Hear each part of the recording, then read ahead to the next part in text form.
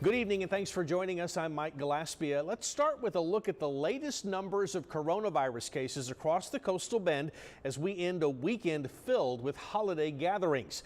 While tonight's number of new cases is in the 50s, officials with the City-County COVID-19 task force believe that we could be on the verge of another surge. It is where we begin tonight. Nueces County noting 51 new cases today. That brings the total number to 28,760 since March. Fortunately, there were no COVID-19 related deaths reported today. Our hospitalization numbers, though, remain high. There are currently 170 people in the hospital. 50 of those patients are in intensive care.